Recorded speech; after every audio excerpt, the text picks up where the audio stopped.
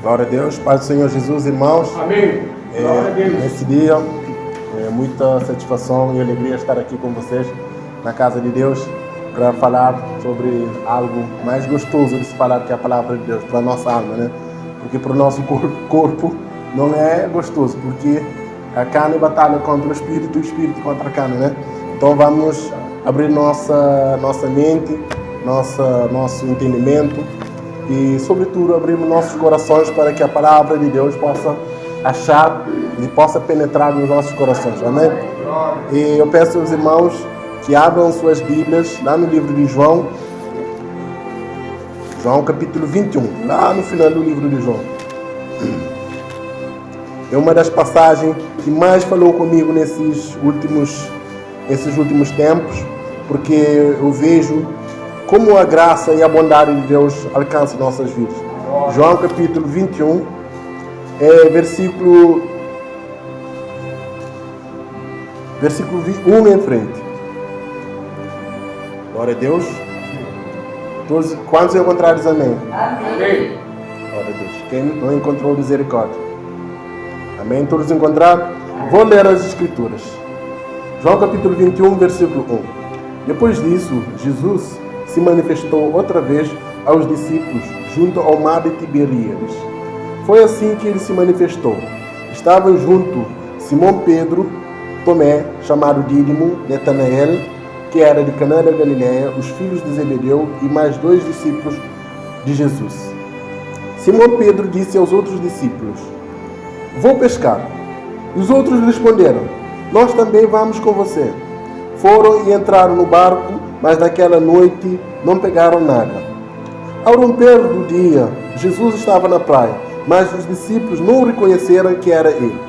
Jesus lhes perguntou: "Filhos, será que vocês têm ali alguma coisa para comer?"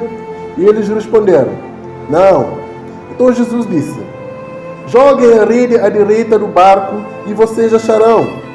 Assim fizeram e já não podiam puxar a rede, tão grande era a quantidade de peixe. E o discípulo a quem Jesus amava disse a Pedro: "É o Senhor." Simão Pedro, ouvindo que era o Senhor, cingiu-se com a sua túnica, porque tinha tirado a roupa, e lançou-se ao mar. E os outros discípulos vieram no barquinho, puxando a rede com os peixes, porque estavam somente a uns 90 metros da margem. Ao saltarem em terra, viram ali umas brasas com peixes por cima, e também havia pão. Jesus disse: "Tragam alguns peixes que vocês acabaram de pegar." Simão Pedro entrou no barco e arrastou a rede para a terra. A rede estava cheia, com 153 grandes peixes, e mesmo sendo tantos peixes, a rede não se rompeu. Jesus disse a eles: "Venham, comam." Nenhum dos discípulos ousava perguntar: "Quem és tu?", porque sabia que era o Senhor. Jesus veio, pegou o pão e deu a eles. Depois fez a mesma coisa com o peixe.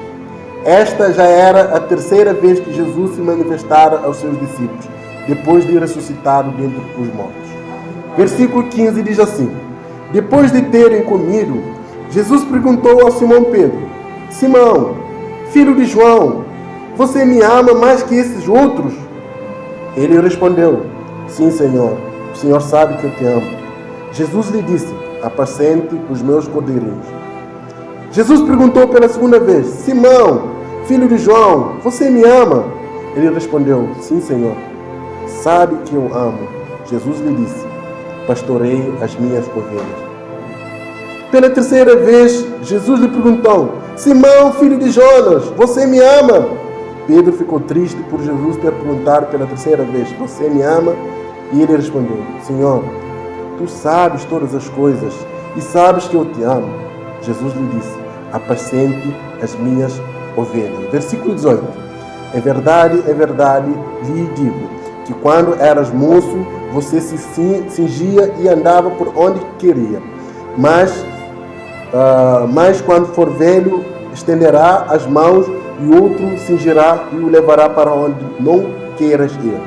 versículo 19, o último versículo. Jesus disse isso para significar com que tipo de morte Pedro havia de glorificar a Deus depois de falar assim. Jesus acrescentou: siga-me. Glória a Deus. Vamos fazer uma pequena oração nessa manhã, para que Deus possa vir falar conosco e que tudo que venha falar, seja falado aqui, seja algo que está alinhado com a sua palavra e com a vontade do Espírito Santo. Amém? Então vamos orar nessa manhã. Senhor Jesus, maravilhoso Deus, Pai Santo, nesse momento nós agradecemos por essa comunhão, por esse domingo, Senhor, por nós levantarmos da nossa cama uma prerrogativa, uma bênção que as outras pessoas não podem ter, Senhor, porque outros amanheceram bêbados, outros amanheceram na cadeia, outros amanheceram, Senhor, na prisão, outros mortos sem vida, Pai. Mas, consoante a Tua graça, a Tua bondade, nós estamos aqui, Pai, mediante ela, Pai. Pai, nesse momento eu agradeço pela vida de cada um dos irmãos que estão aqui, Pai, porque eu creio que essa palavra não é só para mim, mas também para eles, Senhor Jesus. Pai, fale conosco, que o Teu Espírito Santo possa descer sobre esse lugar e penetre o mais profundo do nosso coração e fale conosco no nome de Jesus, Pai, de modo, Senhor, que toda a glória, a honra e exaltação seja dado a Ti hoje e pelos séculos eternos. Amém? Amém. Glória a Deus. Glória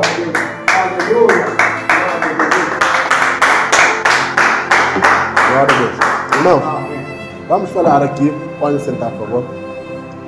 Vamos falar aqui sobre uma história de um homem que muitas vezes ele era volátil, muitas vezes ele tinha fé lá em cima, às vezes fé lá embaixo. Ele era como uma montanha russa.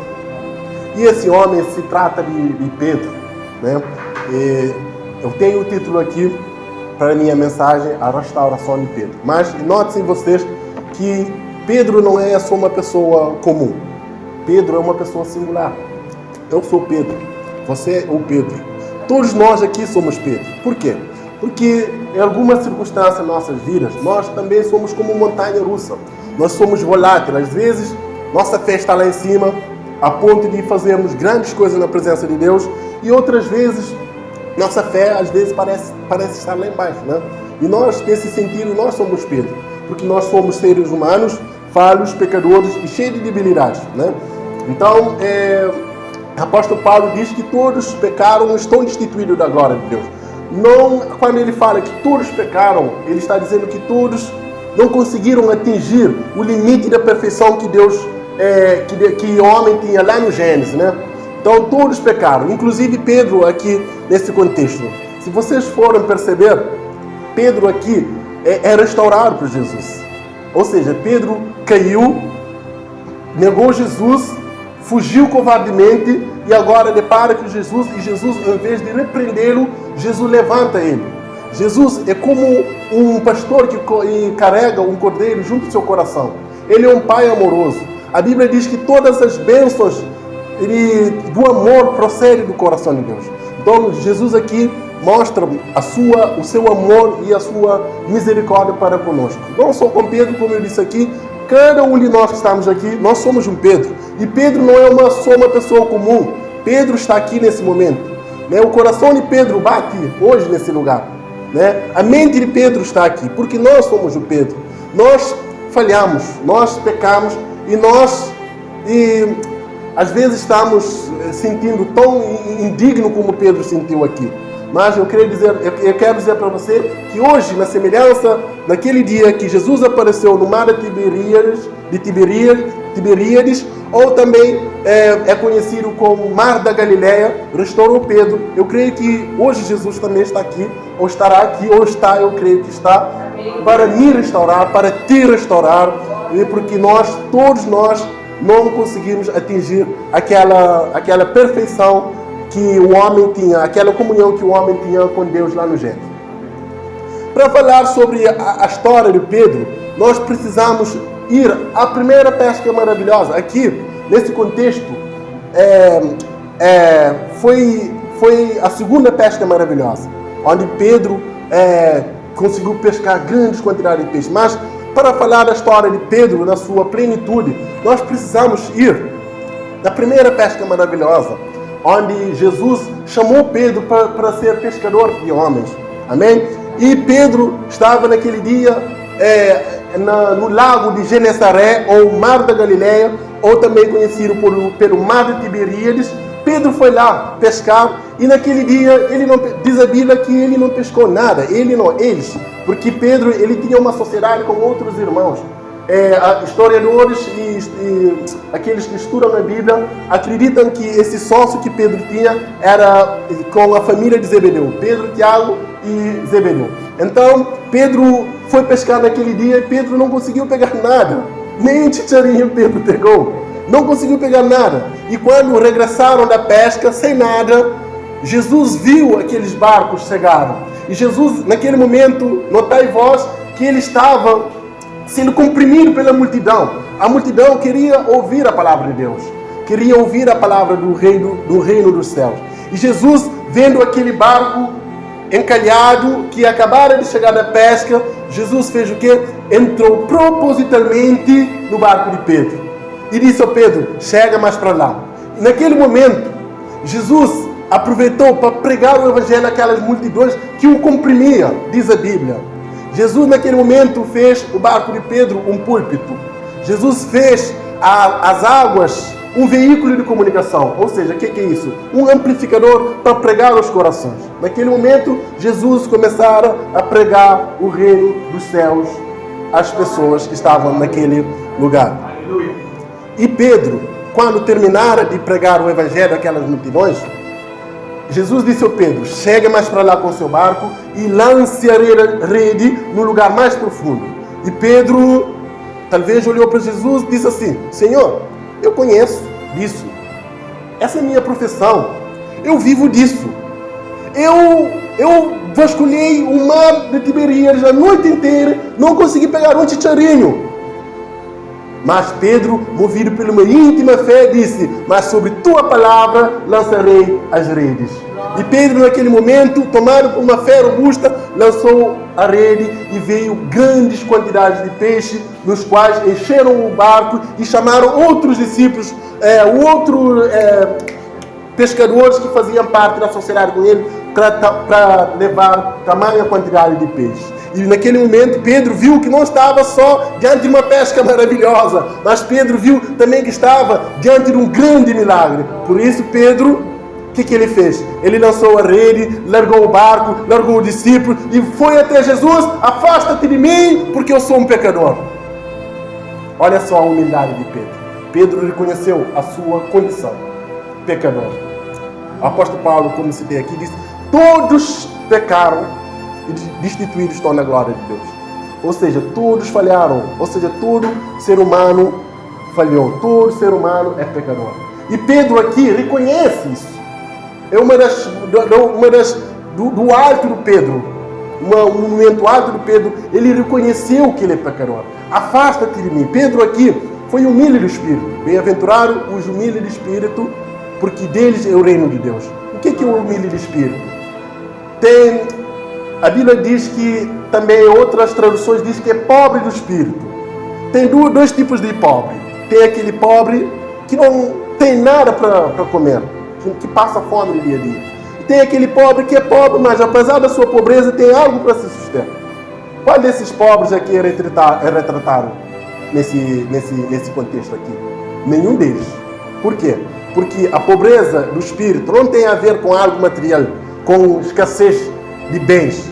A pobreza do espírito tem a ver com qualidades espirituais. Ou seja, as bem-aventuranças são qualidades espirituais. Bem-aventurados os pobres do espírito. O que Jesus estava querendo dizer aqui? Que bem-aventurado é aqueles que não confiam em si mesmo. Bem-aventurado é aqueles que não confiam na sua obra para alcançar o favor de Deus. Bem-aventurado é aquele que sabe que a obra que é de Deus, a glória é de Deus, a honra é de Deus. Tudo é por Ele e para Ele. Então Pedro aqui reconheceu a sua falha, pastor. Reconheceu que ele era pobre do espírito.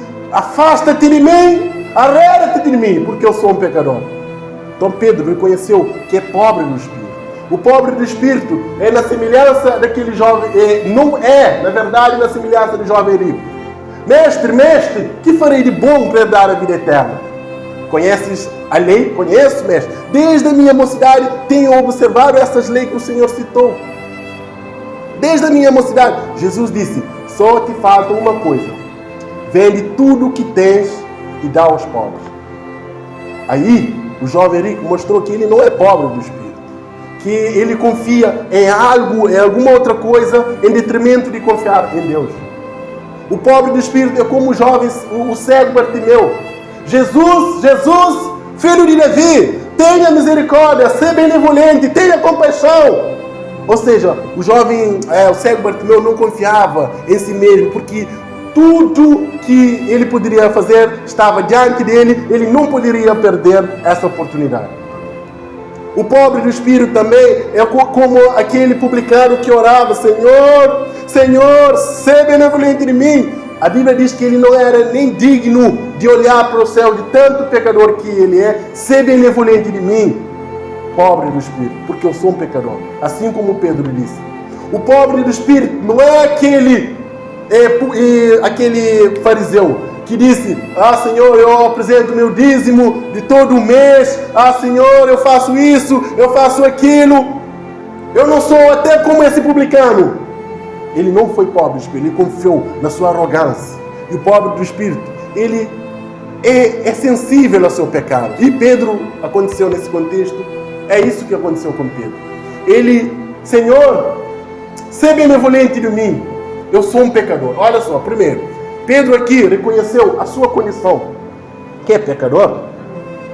Em detrimento de Pedro reconhecer a sua condição, Pedro também reconheceu a condição daquele que estava diante dele. Pedro, ao ver aquele homem fazer milagres portentosos, grandes quantidades de peixe, a palavra do reino que pregava aos corações, Pedro também reconheceu que aquele homem é santo, santo, santo. Em detrimento disso, ele colocou-se no seu lugar. Afasta-te de mim, porque tu és santo, eu sou pecador. Pedro reconheceu, irmã Sara, que aquele lá não é um simples professor da Galileia. Pedro reconheceu, irmão Alta, que aquele lá não é apenas um rabino cheio de conhecimento e inteligência. Pedro reconheceu que aquele homem é Deus encarnado, é Rei dos Reis, Senhor dos Senhores, o grande Emanuel, o grande eu sou, a pedra fundamental, a rosa de Sharon.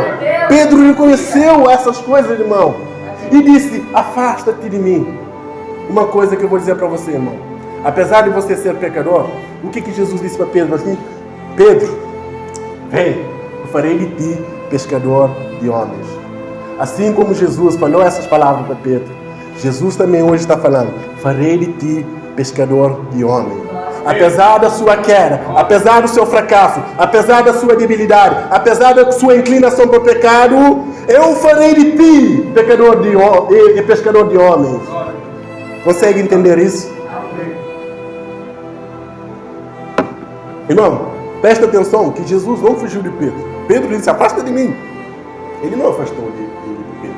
Então, apesar das nossas insuficiências, apesar das nossas falhas, somos pecadores, Jesus não afasta de nós. Ao contrário, Ele nos atrai com a graça, com a rede da graça e da misericórdia, assim como Ele fez com Pedro aqui. Irmão, a história de Pedro também, eu poderia falar tudo menos isso aqui, se deu na Cesareia do Filipe, no extremo norte de Israel, na divisória com Síria, né? Na terra de Zebulon, na terra de Neftali, onde jazia em trevas. Muitas pessoas lá, não tinham conhecimento pleno da palavra de Deus.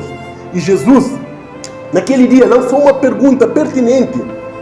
Quem diz os homens acerca do filho do homem?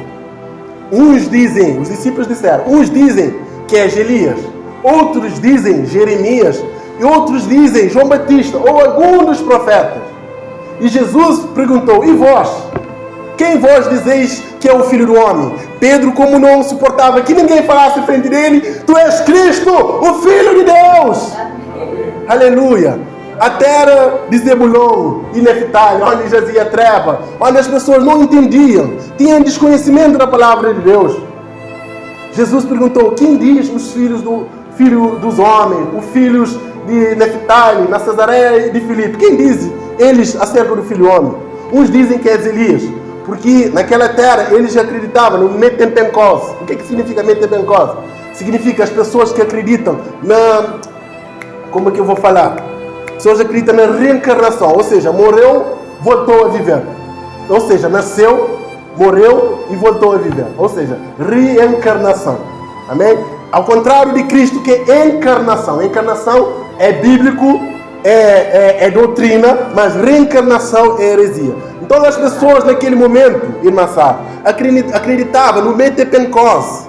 Metempencos, ou seja, João Batista. Por que disseram Elias? Primeiro, porque a Bíblia diz que o Elias iria vir antes da aparição do Senhor. Então eles pensavam que Elias era Elias vivo. Também tem alguns segmentos da religião do judaísmo que acreditam que Jeremias também iria ressurgir. Então essas pessoas não têm conhecimento nenhum sobre a palavra de Deus. Então disseram que os filhos dos homens diz acerca do filho do homem. Uns dizem que é Elias, outros Jeremias, outros alguns dos profetas. E vós, agora, Jesus dirige aos 12 discípulos. E vós, e os meus discípulos, que estão comigo há 2 anos e meio. E vós, a minha igreja, quem dizeis que eu sou? Pedro, tu és Cristo, o Filho de Deus. Pedro, outra vez, naquele momento, estava à espera de um elogio de Jesus. Muito bem, Pedro. Você é um inteligente, Pedro. Você é um master, Pedro. Você é um intelectual, um estadista, Pedro. Jesus fez isso? Não. Ao contrário, repreendeu Pedro. Sabe por quê? Não por causa daquilo que Pedro disse, mas no sentido, no coração de Pedro, ele se achava superior aos outros. Por isso ele arrebatou a palavra: tu és Cristo, o Filho de Deus. Mas Jesus disse, sabe o quê? Simão Pedro, é verdade te digo. Não foi carne, nem foi sangue que te revelou, mas o Pai, a divindade que revelou a humanidade. Ou seja, Pedro, não pense que você disse porque você é mais intelectual. Não pense você porque você arrebatou a palavra, porque você é mais estadista, mais inteligente. Se não fosse a divindade que tivesse revelado a humanidade, tu não compreenderías. Tu és Cristo, o Filho de Deus. O que significa isso? O que significa Cristo, o Filho de Deus? A Bíblia diz: a Virgem conceberá, dará à luz ao menino, por-lo-á o nome Emanuel, que significa Deus conosco. Ou seja, a ideia que dá aqui é que o Filho, a parte humana, só será chamado Emanuel quando ele nascer, quando ele se encarnar, quando ele tomar a forma humana. Por-lo-á. Olha só a conjugação no verbo. Por-lo-á nome de Jesus, ou Emanuel, que é Deus conosco. Ou seja, o Filho só será filho quando se tomar a forma humana, quando se encarnar. Tomando a forma humana, ele agora, o Filho, bebe a tua água, come o teu pão, sente a sua dor, sente a sua tristeza, sente abandonado. Jesus sentiu abandonado. Jesus sentiu triste. Jesus sentiu fome. Jesus sentiu dor. Isaías fala: homem de dores. Não tinha beleza nem formosura para que nós pudéssemos desejar. A Bíblia diz em Hebreus que ele em tudo se assemelhou a nós. Para quê? Para sentir o que nós sentimos. Jesus fez tudo o que fez para sentir na carne o que o homem sente. Jesus sentiu abandonado. Em verdade vos digo, que hoje vós escandalizareis e fugirei, porque está escrito: ferirei o pastor e as ovelhas ficarão dispersas. Então Cristo, aquele que viria salvar o povo sob o jugo romano, espiritual, que os israelenses pensavam, é o Filho de Deus, é a parte humana, é aquele que descortinou o universo e penetrou no tempo e no espaço. O Filho de Deus é a forma humana. Tu és Cristo, o Filho de Deus vivo. Jesus sabe o que disse para Pedro depois disso? Também te digo: tu és Pedro, e sobre esta pedra edificarei a minha igreja. Primeiro, quem é essa pedra? A Igreja Católica entende que essa pedra é Pedro, por causa da declaração de Pedro. tu és Cristo, tu és Pedro, e sobre esta pedra edificarei a minha igreja. Tem outro segmento também que acredita que a pedra é a declaração de Pedro. Tu és Cristo, o Filho de Deus. Mas com a direção do Espírito Santo e leitura e estudo da palavra, eu também acredito que você entende que essa pedra é Cristo. Vamos entender por que essa pedra é Cristo. A palavra Pedro, em grego, nos quais foi traduzido a Bíblia, no Novo Testamento, a palavra para Pedro é Petros. E a palavra para pedra, que é uma rocha forte, é Petra. Então, tu és Petros, e sobre esta Petra, tu és Petro, o que significa? Pedregulho, fragmentos de pedra, uma pedrinha, brita. Tu és fragmento de pedra, e sobre esta pedra, que é rocha, sobre esta rocha, edificarei a minha igreja. Quem é essa rocha? Irmão, assim como você está dizendo que é Jesus, eu creio que essa rocha é Jesus. Por quê? Vamos para o pronome. Pronome tem diferença entre essa e esta. Por exemplo, se eu pegar a minha Bíblia, eu deixar ela aqui, eu falo o quê? Essa Bíblia.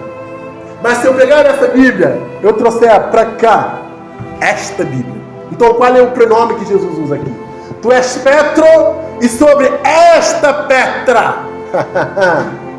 Não sobre essa Petra. Sobre esta Petra edificarei a minha igreja. Então a Petra, a rocha forte, nos quais a igreja está alicerçada, definitivamente não é Pedro. É Cristo. A rocha. Glória a Deus.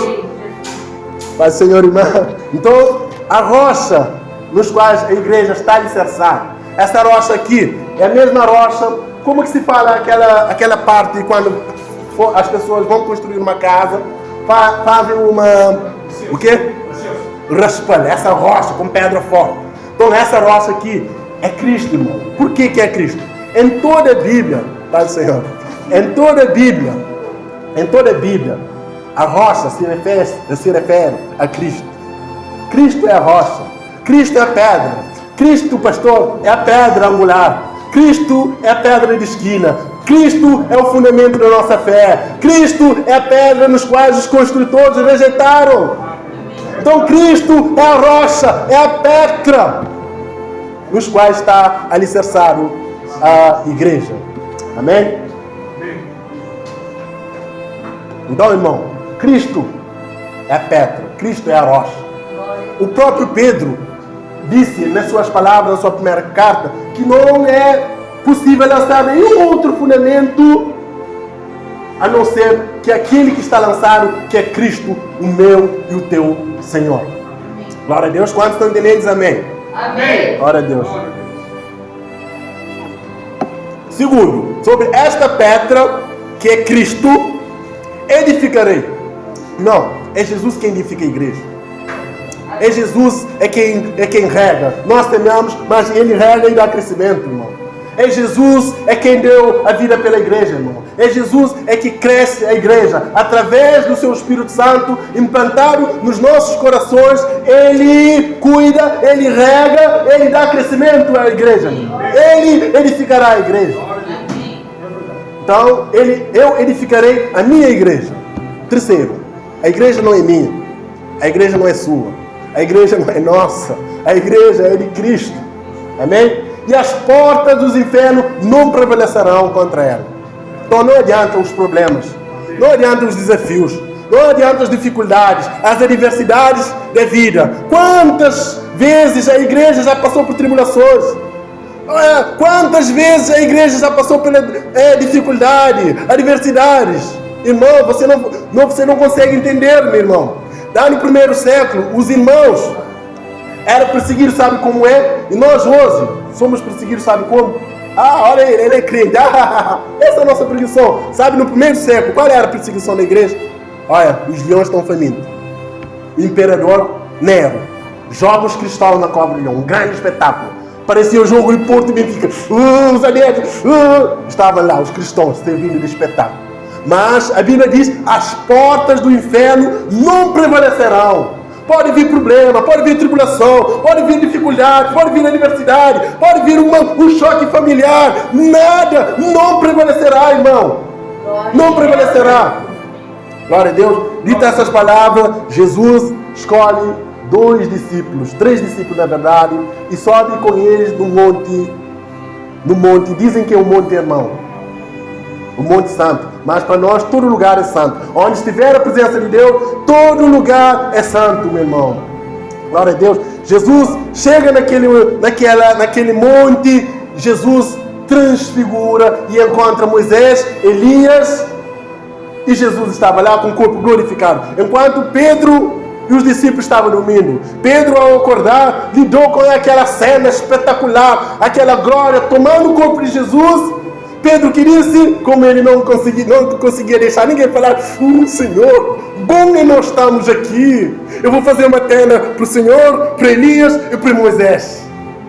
Mas Pedro não entendeu a centralidade de Jesus. Pedro não entendeu que Jesus, irmão Manuel, pastor Manuel, é muito maior que Moisés, muito maior que Jeremias, muito maior que Elias.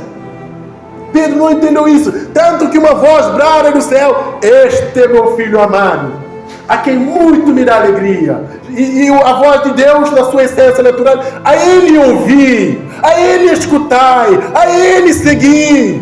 Ou seja, tudo que foi feito lá na lei era uma coisa que apontava para Cristo.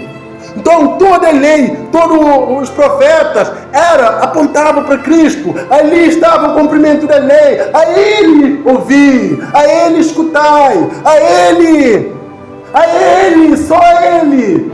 Mas estão entendendo? Diz amém? Amém. Não, segundo, Pedro não entendeu também o tamanho do milagre que estava acontecendo ali. Irmão, 3 gerações: geração de Moisés, geração de Elias e geração dos apóstolos. Foi a geração que mais assistiram ao milagre.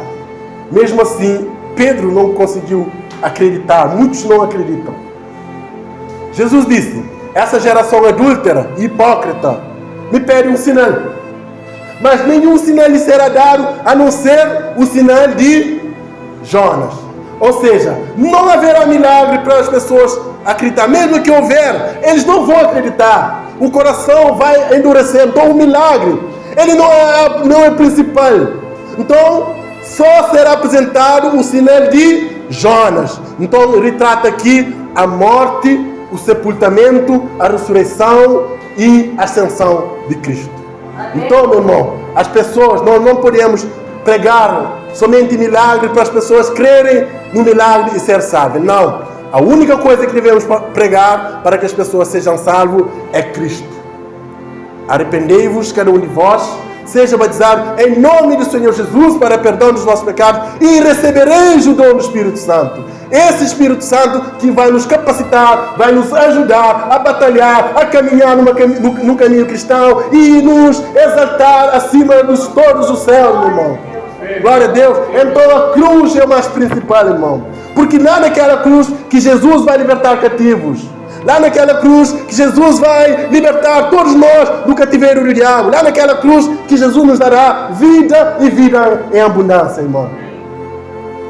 E descendo daquele monte, tinha um rapaz que estava endemoniado. E nenhum dos discípulos que ficaram conseguiam expulsar aquele demônio. E vieram e pediram a Jesus. Pedimos até o discípulo que expulsasse o demônio daquele rapaz, e eles não conseguiram. Naquele momento, Jesus expulsou o demônio e curou muitos doentes naquele momento. E as pessoas, multidões que estavam lá, queriam fazer o Jesus o rei terreno. Mesmo sentimento que tinha dominado os discípulos lá na primeira multiplicação de pães e peixes, agora voltou aquele sentimento. Esse é o nosso rei, esse vai tomar lugar de Roma, esse vai batalhar contra Roma, esse é o nosso rei, Hosana, Hosana, aquele que vem em nome do Senhor. E Jesus viu uma perigosidade sondando o coração das pessoas, porque eles queriam tirar o foco de Jesus, e os discípulos também estavam sendo levados por esse sentimento. E Jesus disse para o discípulo: atentai vós que o Filho do Homem está sendo prestes a ser entregado na mão dos homens. E Pedro, como era porta-voz: pare com isso, pare de falar de morte, pare de falar de cruz, pare de falar essas essas coisas. E Jesus disse o quê? Apartai de mim, Satanás, que és motivo de tropeço para mim, e não conheces as coisas de Deus. Mas o que Jesus não disse aqui? Jesus não disse, apartai de mim, Pedro. Apartai de mim, Satanás. Pedro não, Pedro fica. Pedro é discípulo. Pedro vai ser investido. Pedro vai ter um ministério. Pedro vai ser restaurado. Pedro vai ser exaltado. Pedro vai pregar o evangelho, tanto aos gentios como aos judeus. Pedro não fica, mas tu, Satanás, aparta de mim. Porque se o Jesus tivesse dito ao contrário, apartai de mim, Pedro. Não, aí o Satanás fica. Então, apartai de mim, Satanás, porque tu és motivo de tropeço para mim. Então, Jesus repreendeu Satanás porque estava influenciando Pedro, naquele momento, a tirar o seu foco de ir para a cruz. Consegue entender isso? Amém. Quais estão entendendo? Amém? Amém. Irmão, dito essas palavras, agora diz a Bíblia que Jesus vai a Jerusalém, desce pelo vale de Cedrão, sobe para as encostas de Jerusalém, e Jesus olha aquela cidade. A Bíblia diz que Jesus chorou. Jesus chorou. Por que Jesus chorou? Jerusalém, Jerusalém, que matas profetas e a todos que a ti são enviados. Como eu quis ajuntar vocês, como uma galinha junta os seus pintinhos debaixo da sua asa. Mas chegará o tempo que os teus inimigos te cercarão com trincheira. E tu te dirás, até aquele dia que tu dirás, bendito aquele que vem em nome do Senhor. Por que Jesus chora? Jesus chora porque Jerusalém era a cidade que matava profetas. Jerusalém era a cidade que matava todos que eram enviados a ele. E não só também, Jesus chora porque Jerusalém era a cidade que 70 anos depois de Cristo iria ser dizimada por Roma, onde mais de 1 milhão de judeus foram crucificados. Jesus olha pelos olhos da profecia e chora naquele momento. Jesus olha cada judeu sendo crucificado, que rejeitaram a sua palavra, rejeitaram a sua visitação. Jesus chora. Jesus chora, e desde aquele tempo onde o imperador Tito foi e aniquilou aquele povo, onde os judeus ficaram dispersos pelo mundo inteiro, na maior diáspora de todos os tempos, até 14 de maio de 1948, que foi criado o Estado judeu. E os judeus começaram a regressar à sua terra. Jesus olha, chora. Jesus olha Hitler massacrando aquele povo. Jesus olha cada judeu, cada grupo de judeus no centífuga, sendo queimado, sendo executado. Ele chora aquele momento pelos seus irmãos. Ele chora. Agora, diz a Bíblia que Jesus entra no templo, não dedica para ensinar ao povo, mas agora somente dedica para ensinar os discípulos. E pede ao João e Tiago e Pedro que ele desejava comer a Páscoa com ele. Desejava comer a última Páscoa com ele, irmã Nadine. E a Bíblia diz que eles prepararam no cenáculo o cenário de Páscoa. Como você sabe, a Páscoa tinha pão sem fermento, tinha ervas amargas, tinha vinho e tinha lá uma bacia. E os discípulos começaram a ter um cochicho.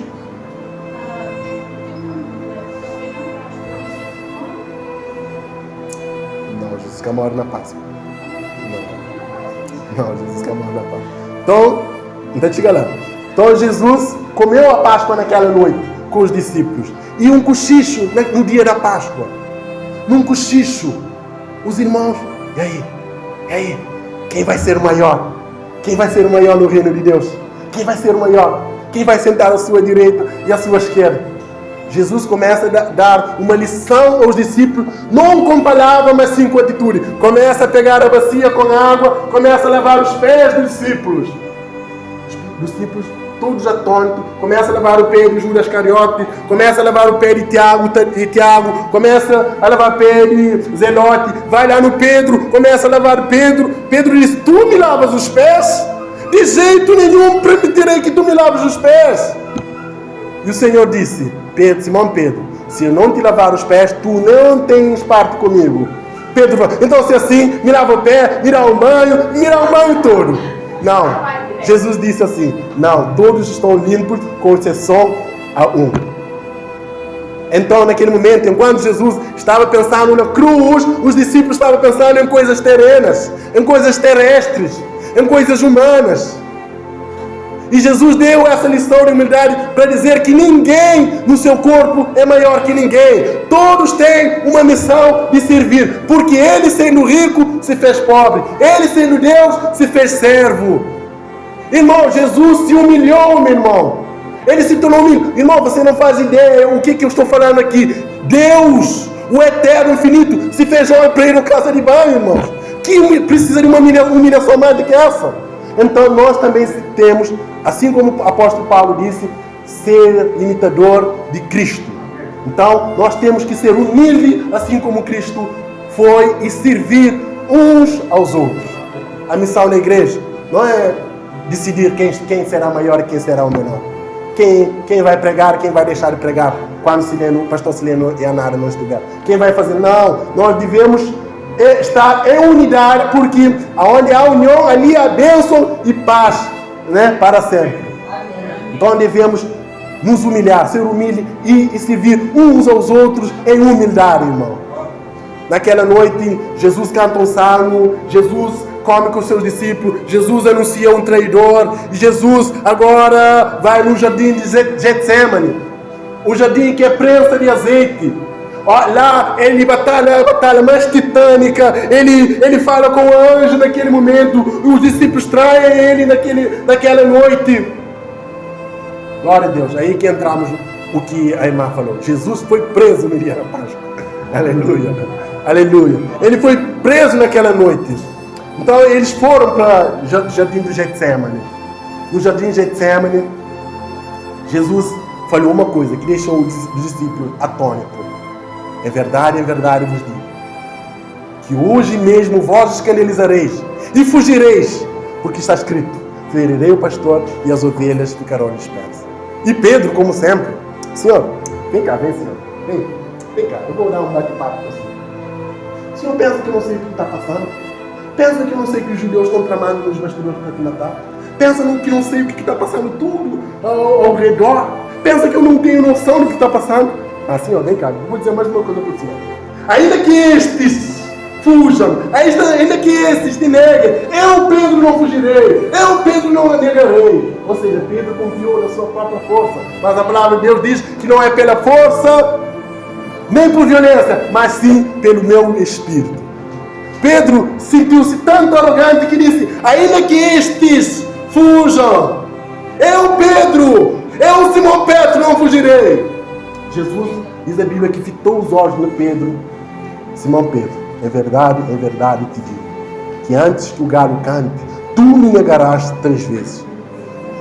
A Bíblia diz que houve um silêncio naquele. Pedro não falou. Tem outras também, acho que no livro de Marcos diz que Jesus disse a Pedro: eis que Satanás pediu autorização para te peneirar como trigo. Eu roguei por ti. Agora, quando tu converteres, fortalece os irmãos. Ou seja, Jesus tinha um plano para o Pedro desde o início. Então, naquela noite, houve um silêncio absoluto. Um silêncio absoluto. E Jesus começou a orar. Levaram Pedro, Tiago e João, como sempre. Começou a orar. Uma batalha mais titânica naquele momento. Jesus veio e os discípulos dormindo. Pedro, ainda estás acordado? Jesus foi de novo, orou agora, Jesus suando agora, um anjo teve que vir do céu para consolá-lo, não no sentido de ele abrandar a sua missão, mas no sentido de ele enfrentar aquela situação. Ele volta de novo, Jesus vai e diz: Pedro, ainda estás dormindo? Vigia-te, porque a carne é fraca, Pedro, e o espírito está pronto, mas a carne é fraca. Glória a Deus. Aleluia. Irmão, naquele momento Jesus vai lá de novo, ora. Agora ele ora, sangue com suor, e diz: Pai, se é possível, passa de mim esse cálice, sem que eu beba. Mas diz a Bíblia, que cálice era esse? Será que Jesus estava com medo dos sacerdotes? Será que ele estava com medo de Roma? Será que ele estava com algum tipo de medo? Que cálice era esse? O cálice era a santa ira de Deus que ia cair na sua cabeça. Passa de mim esse cálice. Se mas seja feito conforme a sua vontade. Era a ira de Deus que era cabíveis a mim e a você. Ele estava tomando naquele momento para si. Ele chora naquele momento, ao ponto de chorar lágrimas de suor juntos. Ele chora, porque aquele momento estava próximo. O seu momento estava próximo. Ele chora naquele momento, porque ele iria carregar todo o pecado de toda a humanidade, de todos os tempos, sobre sua cabeça. Ele chora com o peso da ira de Deus. Irmão, hoje, Jesus está segurando a ira de Deus, que é cabível a todos aqueles que não se arrependam e creem no Evangelho. Uma mão de Jesus está assim, segurando a ira, e outra está estendida para o pecador. Vem, pecador. Vem, pecador. Vem, pecador. Vem, pecador, antes que seja tarde, pecador. Então, naquele momento, ele estava sentindo a santa ira de Deus sobre sua cabeça. Mas está entendendo isso, amém? Então, naquele momento, Jesus agora, quando o anjo consolou ele agora levantou. Agora aquele homem está determinado a fazer a sua missão. Agora aquele homem não está levando em conta a vergonha que será a cruz, mas a alegria que está proposto em ser o meu e seu Redentor. Aquele homem agora, a sua face mudou. Aquele homem ia enfrentar a cruz, meu irmão, por mim e por você, meu irmão. Quantos podem dizer amém nesse lugar? Jesus chega, agora determinado a enfrentar aquela situação. Ele é preso naquela noite. Ele é preso, irmão. Quando Jesus foi preso, ele foi levado no Pilatos. Pilatos não achou culpa nele. Herodes não conseguiu matá-lo. E a cruz também não vai suportar. Amém? Aleluia! Então, irmão, Jesus desceu na casa do sumo sacerdote, onde Pedro, o nosso personagem dessa pregação, ele estava escondido. E surgiu uma empregada: tu és o discípulo dele, eu conheço-te. Não, que estás a falar, mulher, eu não conheço esse homem. E veio a segunda pessoa: tu és discípulo, certamente o teu moro Galileu te anuncia. Não conheço esse homem. Pela primeira vez, pela segunda vez e pela terceira vez, e o galo cantou. Pedro recordou o que Jesus tinha dito para ele. Pedro recordou, irmão, e Jesus fitar nos olhos nele. Pedro, diz a Bíblia, que chorou amargadamente, de choro de arrependimento. E Pedro naquele momento fugiu covardemente e cumpriu a palavra e a profecia de Jesus. Certamente vós fugireis, porque está escrito: ferirei o pastor e a ovelha ficará dispersa. Meu irmão. Naquela noite, Jesus é julgado pelas mãos de Nico. Jesus é levado para a cruz, onde lá naquela cruz ele só proferiu palavra de bênção para seus algozes, para seus crucificadores. Eis aqui a tua mãe, disse para João, eis aqui teu filho. A Bíblia diz que quando Jesus foi crucificado, ele disse a última palavra: tetelestai. O que significa isso? Está consumado. Ou seja, todo o pecado de todos os tempos, todas as eras, ele carregou para si. Ele se fez maldito, porque está escrito: maldito todo aquele que for pendurado no madeiro, meu irmão. Não é por causa que ele era maldito, mas por causa que ele tomou a nossa maldição para si e levou para a cruz e cravou aqui na cruz com ele, meu irmão. Você consegue entender isso? Dito essas palavras, expirou, morreu naquela cruz pelos nossos pecados. Pronto, acabou. Talvez muitos pensavam assim, que estavam desanimados. É o fim, acabou. Não tem mais solução, não tem mais jeito. Mas Paulo diz uma coisa, prestem atenção. Paulo diz uma coisa: o que aconteceu quando Jesus morreu? Paulo nos dá a entender isso. Sabe o que Paulo disse? Tragada foi a morte pela sua vitória. Pedro diz que a morte não conseguiu segurar ele. Sabe o que é ânsia, irmão? Ânsia, quando você tem ânsia de uma coisa de vomitar. Pedro diz que a morte não conseguiu segurar, teve que vomitá-lo para fora. Por quê? Porque ele é o Rei da vida, o Senhor da vida, o Deus da vida, irmão. A morte não conseguiu segurar ele, irmão. Não conseguiu, teve que vomitar. Solta as ânsias da morte. Agora Paulo diz: ó morte, aonde estás, ó morte? Ó morte, onde estás, morte? Teu aguilhão. Onde está o aguilhão da morte? Ao terceiro dia, ele ressurgiu vitorioso da morte, meu irmão. As mulheres foram lá, ao raiar da madrugada daquele dia que ele ressuscitou. As mulheres foram lá no domingo, numa bela manhã no domingo. Foram lá no raiar do sol. Levaram especiarias e perfumes para a cova. E a pedra estava rolada. Tomaram com susto. Aí surge um anjo: por que vocês procurais entre os mortos aquele que vive? Ele não está aqui, mas ressuscitou, meu irmão. Ele ressuscitou, meu irmão. Agora, ide, dizei a Pedro aos discípulos que ele irá adiante de vós a Galiléia. Uau! Pedro aos discípulos? Por que Pedro não é discípulo? Por que ele disse Pedro aos discípulos? Porque Pedro, na sua consciência, na sua cabeça, não estava considerando ser um discípulo. Ele era indigno de ser discípulo. Ele negou, fugiu covardemente. Quando o bicho pegou, ele fugiu. Quando a cerca apertou, ele fugiu. Ele não estava considerando um discípulo naquele momento. Por isso hoje, diga ao Pedro e aos discípulos. Porque Pedro não estava considerando discípulo. E as mulheres foram lá, disseram aos discípulos: o mestre ressuscitou. Mas os discípulos não queriam acreditar nessa situação. Por que eles vão aparecer às mulheres? Que não vai aparecer a nós que somos discípulos dele? Olha só o lugar que Jesus colocou as mulheres. As mulheres foram as primeiras que viram o mestre ressuscitar. Ao invés de aparecer primeiro os discípulos que estavam incrédulos, apareceram as mulheres. Então, as mulheres têm um lugar de honra no corpo de Cristo. Amém? Diga a Pedro aos discípulos que ele irá adiante de vós para Galiléia. Agora, Pedro correu com João, foi lá e o túmulo estava vazio. A pedra estava rolada, meu irmão. Pedro agora indo para Galiléia, 150 quilômetros de Jerusalém para Galiléia. Cada passo que Pedro dava é uma fisgada da consciência.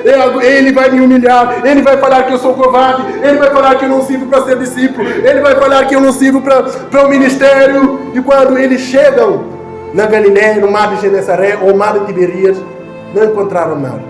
E Pedro diz, nosso texto. Vamos lá ver o que Pedro diz, nosso texto. Acompanhe comigo. Glória a Deus. Mano, não fique nervoso, já vamos terminar. Capítulo 21. Vamos lá ver o que Pedro diz. Depois disso... Não. Capítulo 12. Então, estavam juntos Simão Pedro, Tomé, Dídimo, chamado Dídimo, Natanael, que era de Caná da Galiléia, filhos de Zebedeus, e mais 2 discípulos. Simão Pedro disse aos outros: vou pescar. Ou seja, chegando na mar Galiléia, não encontraram Jesus lá. Pedro disse: vou pescar. Os discípulos também vamos contigo. Não é assim que está escrito? Irmão, nós deveríamos orar mais pelos nossos líderes. Porque se o nosso líder desviar, grande probabilidade de nós desviarmos também. Pedro aqui era um líder. Vou pescar. Vou para a minha vida antiga. Não sirvo para ser apóstolo. Não sirvo para ser discípulo. Não sirvo para ser seguidor ou aluno de Jesus. Vou pescar. E os discípulos também. Nós não te servimos. Nós vamos também contigo. Diz a Bíblia que naquele instante eles não conseguiram pegar nada. E um passo começou a caminhar na praia. E uma voz ecoava: filhos, filhos, filhos. Irmão, um turbilhão de graça só nessa palavra. Jesus devia falar isso para eles: ó covardes, covardes, eu não sou amado. Mas Jesus disse: filhos, filhos, filhos. Irmão, deixa eu dizer uma coisa para você. Apesar da sua queda, apesar do seu pecado, do seu fracasso, da inclinação, Ele te chama de filho, filho, filho, irmão. Por quê? Porque bondade e misericórdia certamente me seguirão todos os dias da minha vida. Ainda que eu caia, ainda que eu negue, ainda que eu traia, ainda que eu caia num abismo mais profundo, Ele me chamará de filho, filho, filho. Porque onde abundou o pecado, superabundou a minha graça. Aleluia, irmão. Glória a Deus. Filhos, não é assim que Ele nos chama. Apesar da nossa queda, do nosso pecado, apesar de nós sermos um Pedro, Ele nos chama de filho. A Bíblia diz que os discípulos, que o discípulo que ele mais amava, notou-se que era Jesus que estava lá. É o Senhor, João. Não, é o Senhor, Pedro. O João disse assim, é o Senhor, Pedro. E Pedro, naquele momento, vendo aquela circunstância, vestiu a sua túnica, caiu na água, nadou. Agora ele vai me pegar, agora ele vai me humilhar, agora ele vai me falar que eu sou covarde, que eu não sirvo. E Pedro dá uma surpresa, consoante está na nossa palavra aqui. Um braseiro, um churrasqueiro, estava lá, preparado. Jesus preparado. E Pedro dá com essa situação, e Pedro cai numa êxtase, completamente. Por que Jesus colocou um braseiro lá? Porque quando Pedro negou ele naquele pátio, estava um braseiro lá que ele estava aquecendo, diz a Bíblia. E agora, na mesma circunstância, está um braseiro aqui, meu irmão. E Pedro depara com essa situação, é tomado de pasmo. Ele ficou pasmado. Jesus está querendo dizer aqui, Pedro, na mesma geografia que você me negou, eu darei você a oportunidade de confessar. A mesma geografia eu desenharei para que você seja perdoado, para que você seja salvo. Amém? Agora, diz a Bíblia que Jesus agora alimenta os seus discípulos. Agora vai ter com Pedro. Vai restaurar o Pedro.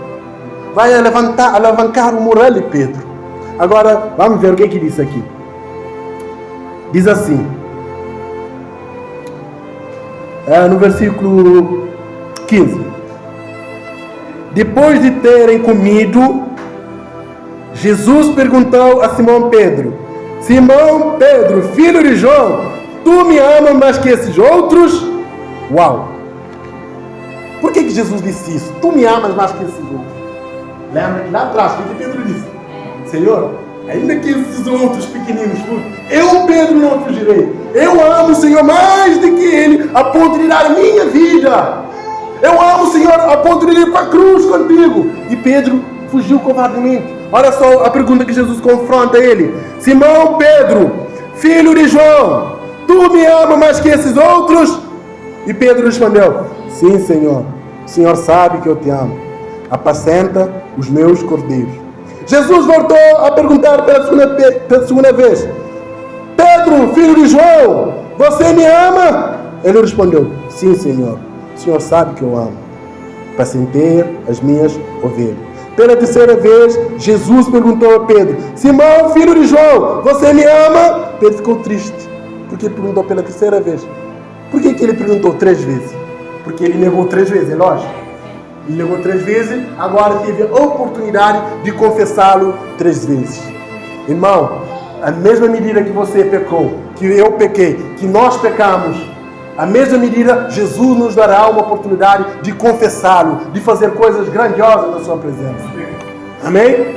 Agora, vamos entender o que esse texto quer dizer. Essa restauração de Pedro. Glória a Deus. Irmão, entenda uma coisa aqui. Existem 2 verbos aqui que Jesus empregou. Verbo ágape, palavra ágape, e a palavra filéu. O que quer dizer a palavra ágape? Ágape significa amor. Filéu significa amor também, em grego, que foi traduzida, que vai perder o sentido da língua portuguesa. Mas no grego, a palavra ágape é estourada aqui, e a palavra filéu, que significa amor, também é estourada aqui. Jesus pergunta a Pedro, Petros agapesme, que significa amor ágape? Amor ágape é aquele amor que dá vida pelos outros. Amor ágape é aquele amor incondicional. Amor é aquele amor que transcende o nosso entender. E o amor filéu é amor também. A palavra filéu é amor também. Filéu é aquele amor de companheirismo, de amizade, e aquele amor de amigos. Entendeu? Jesus pergunta para Pedro, Petros agapesme, me amas a ponto de dar a vida por mim? Pedro responde com outro verbo, Senhor, filhos, eu só gosto de ti. Eu só tenho uma simpatia por ti. Eu só tenho um carinho por ti. Jesus pergunta de novo, Petros agapesme? Pedro responde, Senhor, filhos. Agora, na terceira pergunta, sabe o que Jesus faz? Jesus pega o verbo e muda, Petros filhos me. Agora, me amas Por menos tens carinho por mim? Tens uma consideração? Senhor, tu sabes todas as coisas. Filhos. Jesus diz o quê? Vamos ver o nosso texto. Depois disso, Jesus disse: é verdade te digo, que quando era mais moço, você se cingia e andava por onde queria. Mas quando for velho, estenderá as mãos e outro cingirá e levar para onde você não queira. Jesus disse isso para significar com que tipo de morte Pedro havia glorificado a Deus. Depois de falar assim, Jesus disse: siga-me.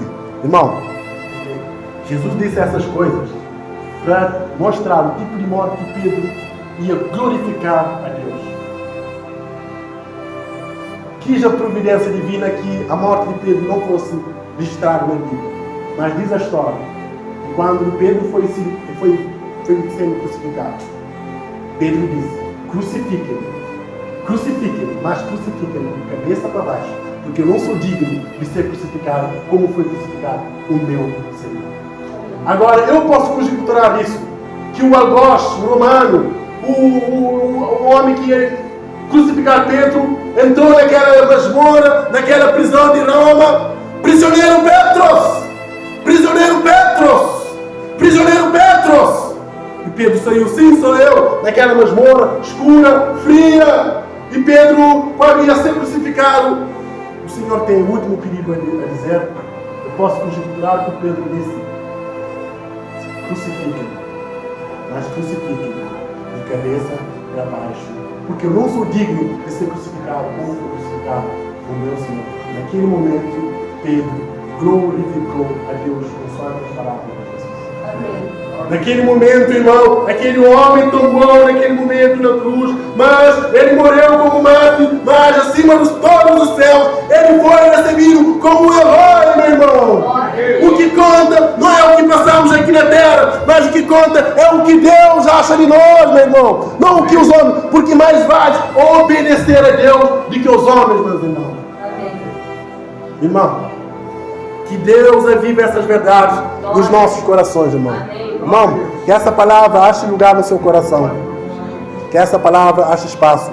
Que você não se sinta indigno porque falhou, porque pecou, porque fez alguma coisa que foi contra a vontade de Deus. Mas que você aceite essa palavra no seu coração. Que você seja perdoado. Porque Jesus é a expressão exata do amor. Hoje você que desceu nas águas, em nome de Jesus, hoje que você que tem o Espírito Santo, que caminha uma caminhada cristã, Ele te chama de filho, filho, filho.